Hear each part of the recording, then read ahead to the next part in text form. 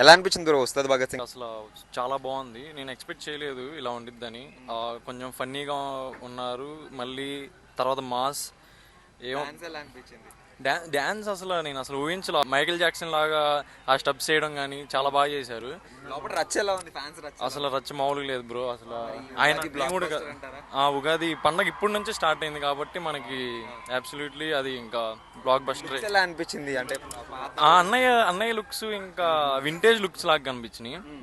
So ఇంకా అర్థం చేసుకోవాలి. ఇంకా ఆయన ఇప్పుడు పొలిటీషియన్ కాబట్టి ఇప్పుడు ఉన్న సిచ్యువేషన్ ఆయన లుక్స్ చాలా డిఫరెంట్ ఉన్నాయి. ఇద్దరు హీరోయిన్లు ఏమో కానీ మేము వెళ్ళేది ఆ దేవుడి కోసమే, కళ్యాణ్ బాబు కోసం. ఇంకంతే. మరి ఓజీ రికార్డ్స్ బ్రేక్ చేస్తా 300 crores క్రాస్. అది చెప్పలేం.